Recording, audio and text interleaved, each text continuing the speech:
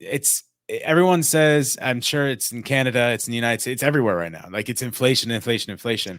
Well, here's something. Inflation doesn't happen in 2 years. Inflation doesn't happen in a year. It doesn't happen in 3 years. Inflation's supposed to happen over time.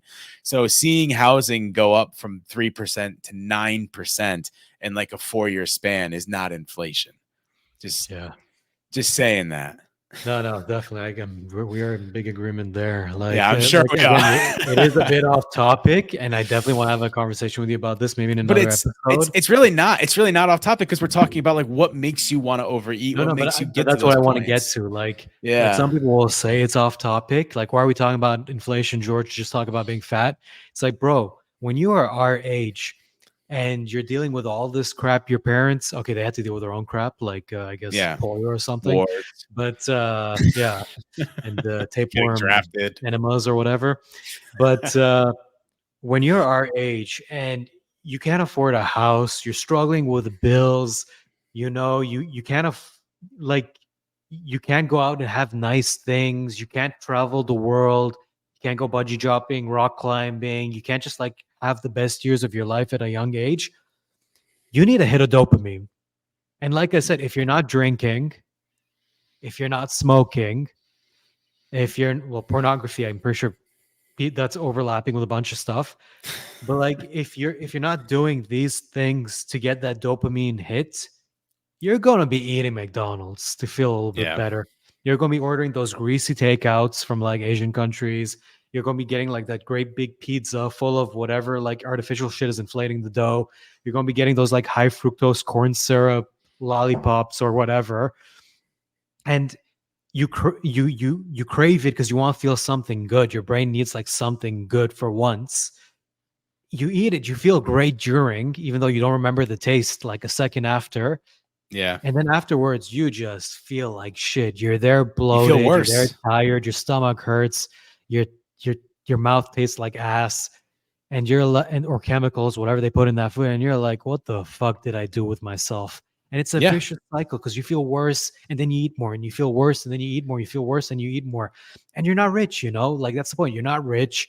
You can't afford to go to a nice restaurant and have some freaking caviar or some forget being sushi, rich. You're not middle class. You're not middle class. Like you don't have the average amount, or not the average amount, but you don't have like the median what you should have. You don't have that even. It's not even about being rich. Quick dopamine hits. Yeah. Yeah, and it's the same as drugs or junk food or pornography. A lot of these things overlap. You can be an alcoholic smoker eating junk and jerking off every day to like another dude sleeping with another girl, and you're not like that's not even you being involved. You're just watching it. Yeah, and that's like a big reason when people fall on hard times, I don't want to be rude to them because like it's fast food. It's just like drugs. Like you take the drug, you don't feel good after. I'm not a hard drug person, but they say you don't feel good after, but that feeling you had while you were doing it is the reason you come back to it over and over and over again. You eat McDonald's, you feel great when you eat the McDonald's, you feel awful afterwards. You feel bloated, you feel puffy, you feel your stomach hurts because your body shouldn't be processing this food.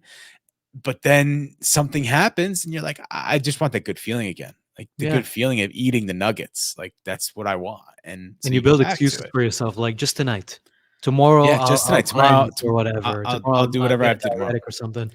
Like it's the same thing with the chocolate. Like with that, my problem, I got two problems now, to be a bit candid: sugar and pornography. I'm working on both. I'm gonna be honest. This is what this show's about. Yeah, that's fine. And when it comes to the sugar, I'll have the whole day where I'm so proud of myself that I haven't touched a lick of sugar. And then I'll go out for a walk. And then I end up at, like you said, like a 7-Eleven. Here we're calling couche-tards. It's French. Mm-hmm. And then like I'll just like have candy bars. And before I know it, I got like 4 wrappers in my pocket because I don't litter.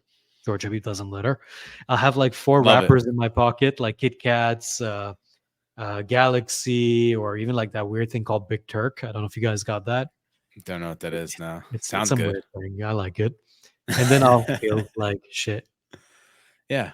Yeah, because the sugar hits you and your stomach's trying to process it. And that the feeling I hate the most, and it's a big reason I love the way that I eat now. I hate the puffiness feeling. Like I Oh, don't really eat pizza because pizza makes my face feel so because of all the salt. It's really not even the sugar, it's the salt that does water that. retention. Yeah. And I just hate that Mm. feeling. Do So you I try not do to you know eat that that feeling stuff. when you're, like, lying down and you're just a little bit bent, and you can feel your stomach folds chilling on each other? Yeah. Yeah, I knew that feeling. I didn't have to be laying down and bent. If I sat down in a chair at some points, I felt that. Like that's kind of where I was at one point. So like I don't those are the feelings like it's the same reason I stopped drinking as much. I when I was in college and even after college, I'd go out, I'd drink, I'd have all that those fun times. And I kind of stopped drinking because a lot of my friends when I lived in Boston moved away. So I didn't really have anyone to do that with. And then Yeah. when I had the opportunities again, I was just like, I don't know if I really want to do this. Like, it's fun the day of, but the next day, same thing. You're hungover, you feel bloated, like you feel puffy, you don't want You to gotta do keep drinking. anything. Yeah, you got to keep going, or you just lose a day to come back. And like, I just the first part didn't make the second part feel any better. So I was just like, I'm good. And then I just like to this day, I don't really drink. I very, very, very rarely have a drink. Socially? Uh, most of the time, not even that. Like, if I go out and people are drinking, I'll get a water. I'll get I'll get like a little seltzer or something like that. Like, that's something easy for me to drink. I just don't Yeah. enjoy the thing, and it's expensive. You go out to drink, you can end up spending $200. And then if you get really, really drink and you're very nice like I am, you start paying for your friends' drinks. Oh my You go god. to this table, you pay for that, and then it gets even worse. So like Don't get drunk at a strip club, you'll be broke. yeah, trust me, I have not done that. So Oh, I'm I was lucky. projecting. I I know people. I've had friends in the past that they would go and they would come back like broke. They'd spend Broke. a ton of money. They'd throw a ton of money. They'd buy everyone drinks because they'd just be blackout drunk.